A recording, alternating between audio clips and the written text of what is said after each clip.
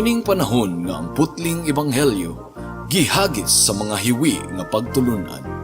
Kinahanglan mo barug ang mga tinun-an ni Kristo sa pagpakigbisog sa paglaban sa pagtuo, nga magkausa ug alang sa tanang panahong gihatag sa Dios ngadto sa iyang katawan. Maoy hinungdan nga namugna kining tulumanon ang putling ebanghelyo.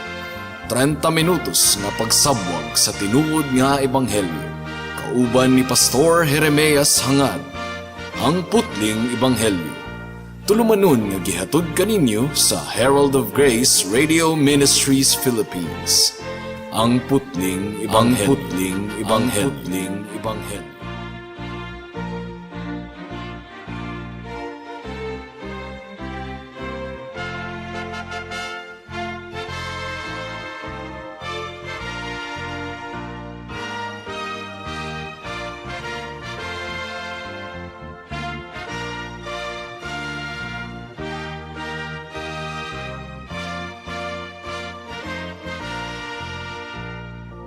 Mayong hapon, Dapitan City, Dipolog City, Zamboanga del Norte, Zamboanga Sibugay, Misamis Occidental ug kutob sa tanang gidala sa Ginoo sa pagpaminaw niining atong programa nga giuluhan og ang putling ebanghelyo.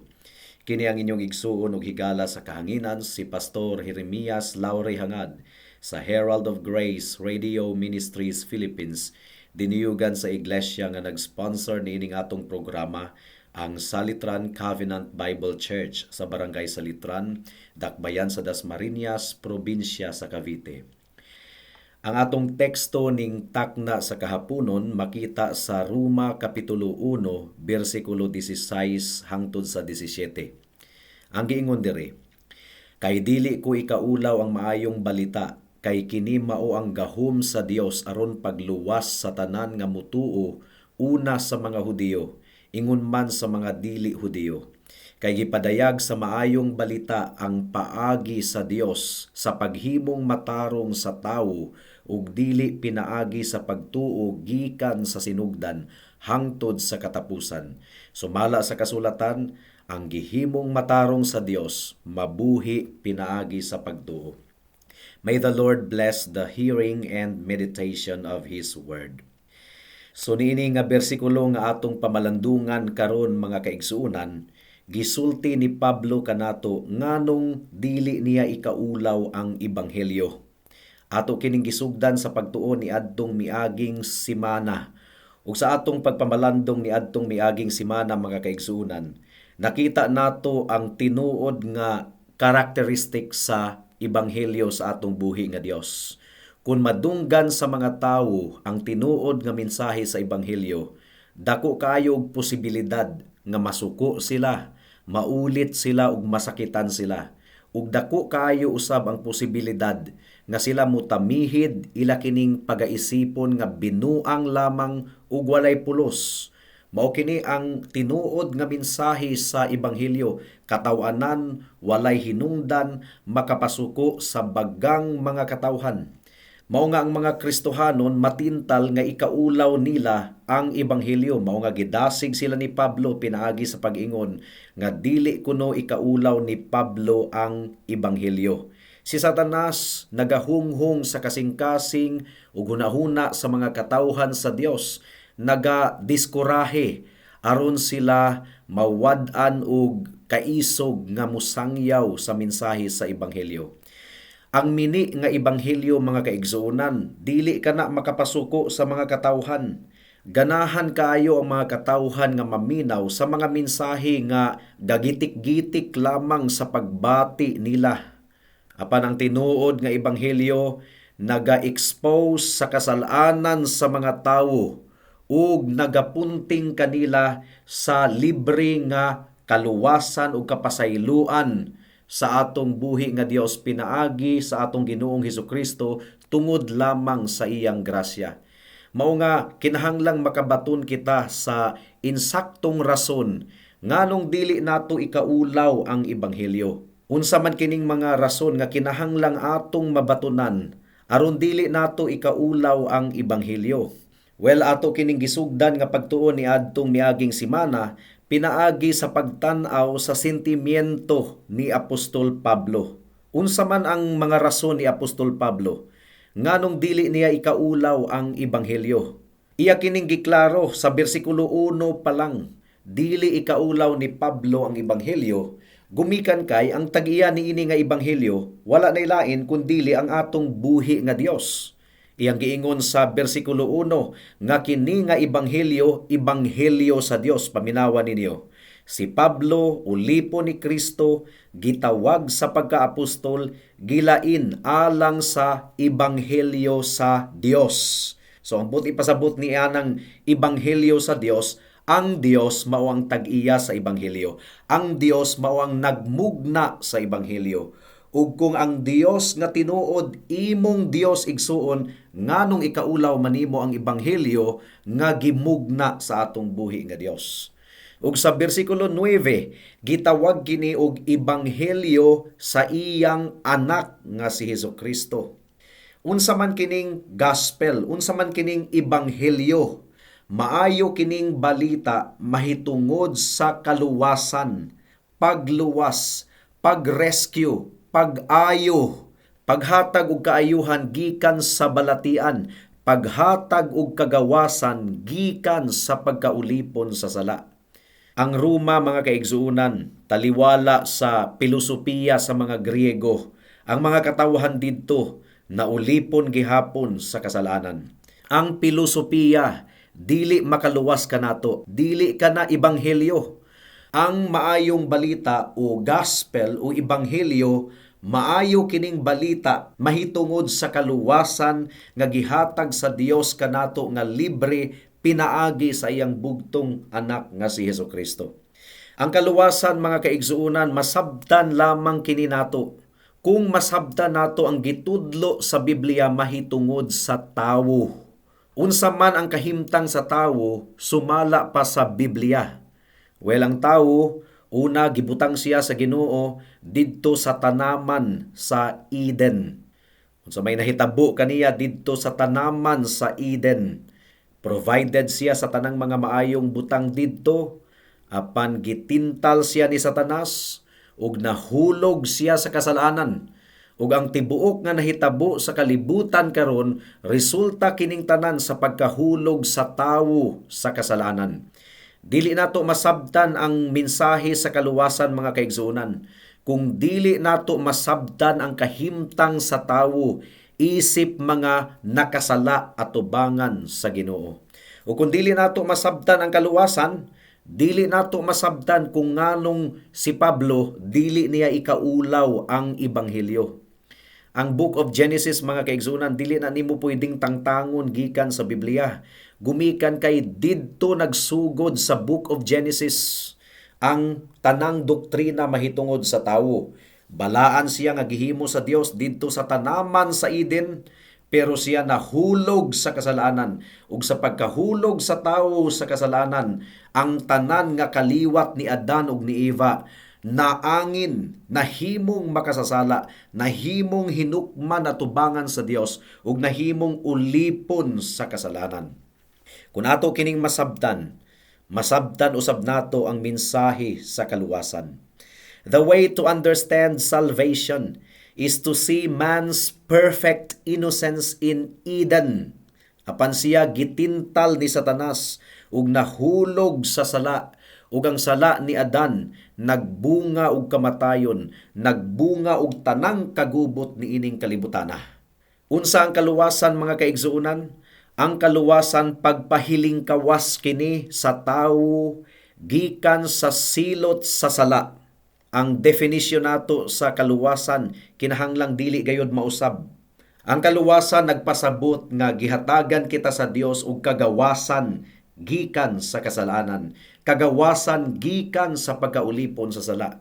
Sa unsang paagi, adunay tulo ka matang sa kagawasan gikan sa sala diha sa kaluwasan nga gitudlo sa Biblia. Una, gawasnon na kita gikan sa guilt o pagkasad-an. Mao kini ang pinakaunang butang. Matag usa ka nato gipakatawo niining kalibutana nga pas-an nato ang atong pagkasad-an at ubangan sa Dios. Ang tanan nato nga kasalanan nagproduce og guilt or pagkasad-an atubangan sa atong Dios. Mao nga kung atong basahon ang Roma kapitulo 1 bersikulo 18 ug sa mga sunod niini nga mga bersikulo, gipasabot kanato nga matag usa sa tanang tawo niining kalibutan na walay exempted sad-an atubangan sa Dios. Unsa ang kaluwasan? Kini pagkagawasnon gikan sa pagkasad-an atubangan sa Dios. Ang matag usa kanato nahailalom sa tunglo sa atong Dios. Nahimo kitang hinukman gumikan sa atong pagsupak sa balaod. Unsa may atong paglaom aron kita maluwas? Well, something must be done. Diri na mientrada ang ebanghelyo or maayong balita o gospel mga kaigsuonan. Ang ebanghelyo nagahatag kanato og kaluwasan gikan sa pagkasad-an batok sa balaod sa Dios. Dili na kita hinukman atubangan sa Dios, gumikan kay gipasaylo na kita pinaagi sa dugo sa atong Ginoong Hesukristo. Si Kristo ang midawat sa tanang silot sa sala tungod ug alang sa iyang mga katawhan. So mao kadto ang unang bahin sa kaluwasan, gawasnon gikan sa pagkasad-an atubangan sa Dios. Ikaduha, ang kaluwasan nagpasabot nga gawasnon na kita gikan sa gahum sa sala. Ang problema sa mga katawhan, mga kaigsunan, dili lamang kay sila sad-an atubangan sa Dios.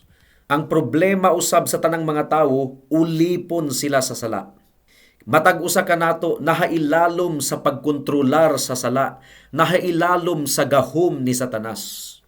The moment nga naminaw ang tawo kang Satanas, si Adan, ang atong unang ginikanan, dili na siya gawasnon. Nahimo na siyang ulipon ni Satanas, nahimo na siyang ulipon sa kasalanan. Well, ang kaluwasan, kagawasan kini gikan sa gahom sa sala, gikan sa pagkaulipon sa sala. Ikatulong bahin sa kaluwasan mga kaigsuunan sumala sa gitudlo sa Biblia. Mao kini ang kagawasan gikan sa pagkahugaw sa sala. Kasagara sa mga Kristohanon nakalimot na niini mga kaigsuunan mo nga atong pahinumduman ang tanang mga Kristohanon ning takna sa kahaponon. Kung maghisgot sila og kaluwasan, ang ilang pagahisgutan lang kagawasan gikan sa pagkasad-an atubangan sa Dios ug kagawasan gikan sa gahom sa sala. Nakalimot sila nga ang sala hugaw kaayo. Hugawng panapton atubangan sa Dios. Dili kita ambungan atubangan sa Dios. Hugaw kaayo, gayanang kita sa lapok sa sala. Gakalapiti kita mga kaigsuunan sa pagkahugaw sa sala. Well, ang kaluwasan sa Dios naghatag kini og kahinluan sa tanan nga iyang mga giluwas. Mao nga aduna gayo ebidensya nato nga makita sa usa ka tawo nga tinuod nga luwas. Sa una nga masuk-anon kayo, madinumtanon, kusog mamalikas, bisyoso kayo, himabayi, pero karon nagkinabuhi ng balaan at tubangan sa Dios. Gilimpiyuhan na gikan sa sala. Nahimong balaan ug putli na ang iyang kinabuhi. Now, doon na pa'y nahabilin nga sala, gumikan kay naapatan ni ining kalibutana, pero kung atong sudungon ang ilang kinabuhi, aduna gayoy general nga kabaguhan mga kaigsunan. Ang kasalaanan mga kaigsunan, hugaw kaayo. Every part of us is polluted. Mao kini giingon sa ikaduhang Pedro kapitulo 1 bersikulo 4. Whereby we are delivered from the pollution that is in the world through sin. So ang description sa kasalanan mga kaigsunan, pollution or pagkahugaw. Ma-imagine ninyo ang usa ka polluted nga kanal, puno og basura, daghan kayong basura, napay mga hugaw gikan sa tawo ug sa hayop. Ang kasalanan nakapahugaw kayo sa atong kalag atubangan sa Dios. Apan ang kaluwasan sa Ginoo, pinaagi kang Kristo, nagahatag kanato og kahinluan. Kini nga kaluwasan mga kaigsuunan, mao kini ang nagahatag kanato og kagawasan gikan sa tanang pagkaulipon sa sala, gikan sa pagkasad-an ug gikan sa tanang kahugaw sa sala. Panasayod kita nga moabot ang takna sa katapusang adlaw nga finally we will all be faultless. Matag usa ka nato nga magtotoo ni Kristo, mahimong putli sa hingpit at ubangan sa Dios. That's the very first thing that salvation does. It delivers us from sin. Ikaduhang aspeto sa kaluwasan nga kinahanglang atong masabtan, ang kaluwasan nagapasiguli kanato ngadto sa Dios. Niadtong nahulog ang tawo sa kasalanan, ang relasyon sa tawo ug sa Dios nabugto. Mao nga ang mga tawo dili sila ganahan nga muduol sa Dios or maulaw sila nga muduol sa Dios or mahadlok silang muduol sa Dios. Ang ilang pamati, layo kayo ang Dios sa ilang kinabuhi. Bisan gani sa paghisgot sa Ginoo. Nagi mga tawo nga moingon nga, nagpasalamat ako sa naa sa itaas. Uy, daghan ra bang naa sa taas? Nailaga dito, naitiki dito. Dili na lang yun malitok nila ba nga nagpasalamat ako sa Dios. Nagpasalamat ako sa atong buhi nga Dios. No. Ang ilang giingon, nagpasalamat ko sa naa sa taas. Tragic kaayo kini mga kaigsuunan. Ug gikalimtan kini sa tanang mga katawhan. Sukad nga ang tawo nahulog sa sala, ang maayong relasyon sa tawo ug sa Dios nabugto, naputol. Apan ang kaluwasan nga gihatag sa Dios nga libre pinaagi sa atong Ginoong Hesukristo, nagpasiguli kanato ngadto sa Dios. Mao nga ang tinuod nga luwas, makita nato sa ebidensya, ganahan na siyang muampo sa Dios. Ganahan na siyang musimba sa Dios. O ganahan na siyang makig-uban sa mga katawhan sa Dios. Kay aduna na may reconciliation with God. Aduna na siya ipakigdait sa atong buhi nga Dios. Nasinati na ba nimo kini higala? Napasiguli ka na ba ngadto sa atong buhi nga Dios? Imo na ba kining nabati? Imo na ba kining nabatunan? Well, ikatulo, ang kaluwasan nga gihatag sa Dios, naghatag usab kanato og paglaom sa kahimayaan sa umaabot. Kay ngano man, niadtong nahulog ang tawo sa kasalanan, gipalaya siya gikan sa tanamanan sa Eden. Nahiilalom siya sa tunglo ug kapungot sa Dios. Ug ang iyang kalag nagpadulong na sa pagkalaglag. Ug adunay adlaw nga umaabot nga pagahukman ang tanang mga katawhan sa Dios, mga buhi ug mga patay. Ug ang tanang mga wala pa mapasiguli sa atong buhi nga Dios, itambog sa kalayo sa impyerno. Kini nga mensahe katawan kini sa mga tawo or maulit ang mga tawo. Apan mo kini ang mensahe nga naghatag kanato og introduction nga atong tinguhaon nga kita mapasiguli sa atong buhi nga Dios. Dili ganahang maminaw ang kasagarang mga tawo niini, pero mao kini ang kamatuoran nga gisulti sa pulong sa Dios. So ang kaluwasan mga kaigsuunan, adunay tulo ka bahin, past, present, and future. Ang past, kining giluwas na kita sa Ginoo. Gihimo na kitang matarong at tubangan sa Dios. Sa libro dito sa langit, sa korte sa langit, gipapas na ang tanan natong mga sala. Mao kini gitawag og salvation in the past tense.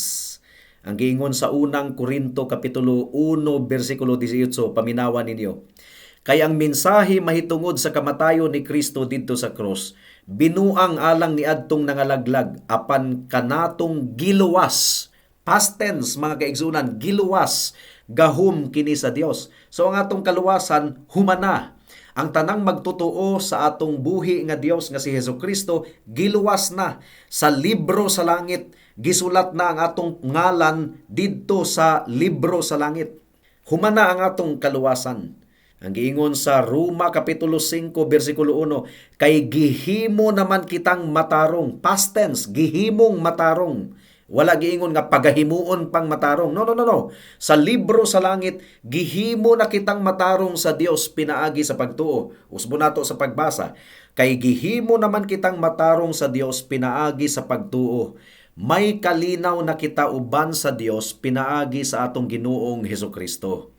But ipasabot mga kaigsuunan, the great transaction of salvation is already finished. Roma Kapitulo 8, versikulo 1 ang giingon diri, tungod niini karon dili na hukman sa silot ang nahiusa kang Kristo Jesus. Kinahanglang mahimo kining tataw sa atong kasing-kasing ug hunahuna. Kinahanglang mahimo kining klaro sa atong salabutan mga kaigsuonan. There is therefore now no condemnation to those who are in Christ Jesus. So past tense, we have been saved in that sense and in that way. Pero ang kaluwasan pod present tense, but pasabot adunay ebidensya. Ang giluwas sa Ginoo sa past tense, adunay ebidensya nga atong makita sa present, sa kamulong nga kinabuhi. Kanunay kitang gidisiplina sa Dios, kanunay kitang gihinluan sa Dios, ug kanunay kitang nagasunod sa Dios. Ang ebidensya nga giluwas na kita sa Ginoo past tense, gihimo na kitang matarong sa Dios, gisigurado pud sa Ginoo nga adunay makita nga pagpamatuod sa kamulong nato nga paglakaw kauban kang Kristo. Mo kini gitawag og salvation in the present tense. Sama sa giingon ni Kristo sa Juan Kapitulo 10, versikulo 27, ang akong mga karnero kanunay naminaw kanako ug kanunay nagsunod kanako. Mao day kini usa ka ilhanan sa tinuod nga Kristohanon. Kanunay naminaw sa Dios ug kanunay nagsunod sa lakang sa atong buhi nga Dios. But pasabot kanunay nag-obey, kanunay nagtuman sa kabubuton sa atong buhi nga Dios. Apan ang kaluwasan, future tense usab mga kaigsunan. Tungod kay moabot gayud ang takna nga kita mahimong totally gawas nun gikan sa sala. Karon do na pay nagpabilin nga sala sa atong kinabuhi kay niya pa man kita niining kalibutana nga puno sa kasalanan. Apan moabot ang panahon, totally pagahinluan kita sa Dios sa iyang pagbalik. Gitambog na niya sa impyerno ang mga makasasala nga wala nakig-uli kaniya pinaagi kang Kristo. Ug ang tanang mga giluwas ni Kristo iyan ang gitipon ngadto sa iyang gingharian. Ang giingon sa Roma Kapitulo 8, versikulo 23 hangtod sa 25, mao kini ang atong paglaom. Future kini, mahitabo pa kini sa umaabot. Ang giingon diri, apan dili kay ang kabuhatan lang ang nag-agulo, kundili lakip kita nga nagbaton na sa espiritu ingon nga unang gasa sa Dios. Nag-agulo kita samtang nagpaabot kun kanus-a sagupa nga mga anak sa Dios ug kanus-a luwasa sa hingpit. Kay giluwas kita, past tense kay giluwas kita tungod niining maong paglaom. Apan kun makita nato ang atong gilauman, dili kana nato matawag nga paglaom, kay lauman pa badiay ang nakita na. Apan kun mulaom kita sa wala nato makita, magpaabot kita nga mapailubon. So ang atong kaluwasan past tense, humana gipapas na sa Ginoo ang tanan natong mga sala. Atubangan sa Dios sa libro sa langit, ikaw nga naghinulsol ug nagsalig kang Kristo sa libro sa langit, you are already cleared from all of your guilt. Past tense. Pero sa present tense, dunay ebidensya nga makita.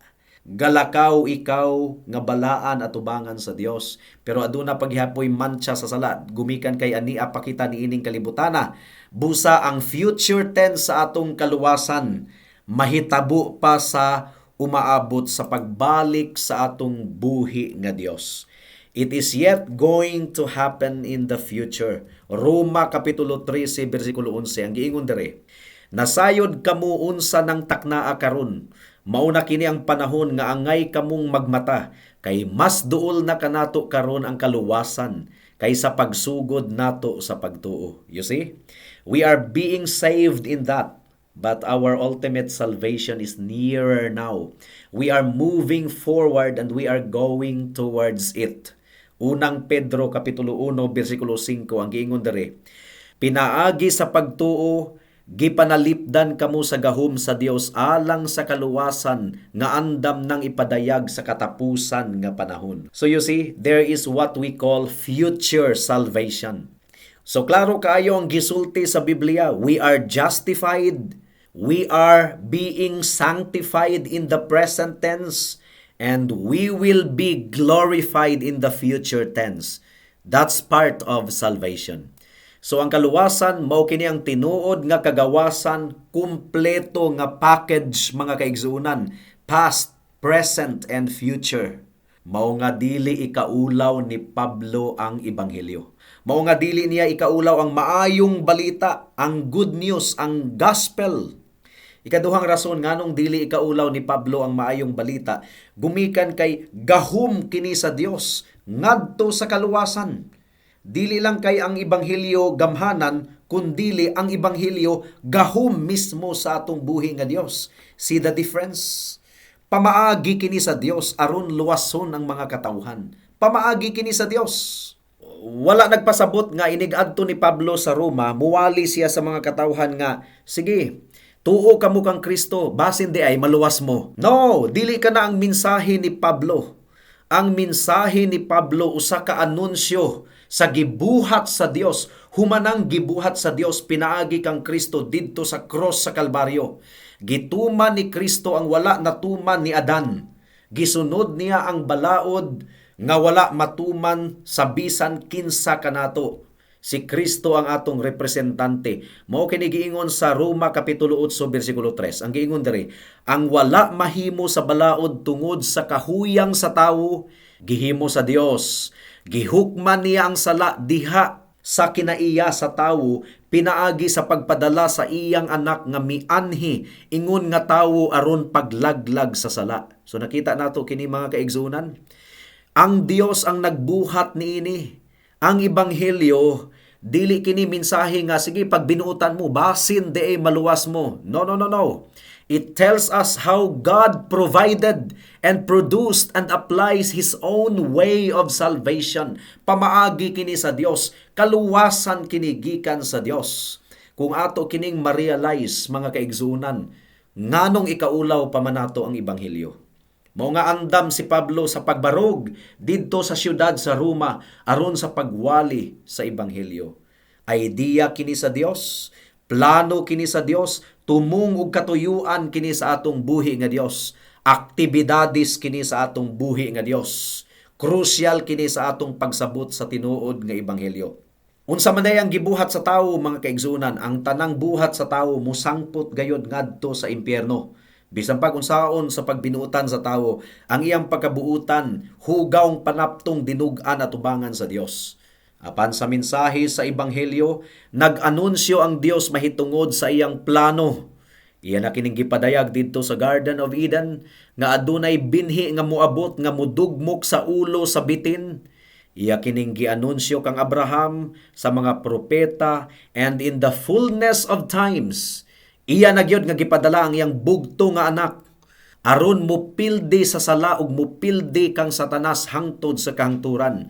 Galacia kapitulo 4 bersikulo 4 hangtod sa 5. Ang giingon diri, apan sa pag-abot na sa hustong panahon, gipadala sa Dios ang iyang anak, gipanganak sa tawhanong inahan, ug nagkinabuhi siya ilalom sa balaod, aron pagluwas ni adtong nailalom sa balaod, ug aron mahimo kitang mga anak sa Dios.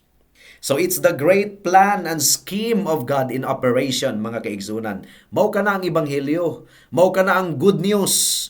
The emphasis is upon God Himself. Buhat kini sa Dios, nganong ikaulaw man nato. This is the greatness and the largeness of salvation. Mao nga kung pagahisgutan nato ang ebanghelyo, hatagan nato kinig dako kayong kabugaton gumikan kay trabaho kini sa Dios aron sa pagluwas sa mga makasasala nga susama kanato. Higala, ang kaluwasan dili kini resulta sa imong buhat. Ang kaluwasan higala buhat kini sa Dios. Gi-execute kini pinaagi sa iyang bugtong nga anak nga si Jesucristo nga nagpasakit, nga namatay didto sa krus sa Kalbaryo, nagantos, gipas-an ang tanang tunglo sa Dios, gumikan sa sala nimo ug sala nako.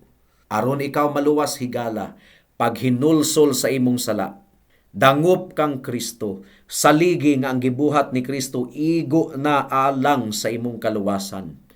Ayaw gayod pagtanaw sa imong pagkabuutan tungod kay dili ka buutan, dili ka maayong tawo. There is no one righteous, no, not even one. Tutok sa pagkamatarong ni Kristo, Saligi ang pagkamatarong ni Kristo ug saligi ang iyang dugo ug nagasaad ang Biblia nga kung ikaw musalig kang Kristo ang iyang pagkamatarong ug ang merito sa iyang dugo iyang ibutang nganha kanimo. Mao nga ang imong sala mapasaylo past, present and future. Nabuhata kini karon higala kay basin ug ugma ulahin na ang tanan. Hangtod din hinala kita taman sa atong pagpamalandong ning takna sa kahaponon tungod kay wala na kitay oras pa. Ako kamong padayon nga giimbitar sa pagpaminaw sa atong programa sa matag Sabado, alas 4 hangtod sa alas 4:30 sa hapon dinhi sa Radyo Bibo. Daghang salamat. Alang sa dugang nga mga pangutana, mahimong mo text kang Pastor Jeremias hangad sa 0935 744 3030.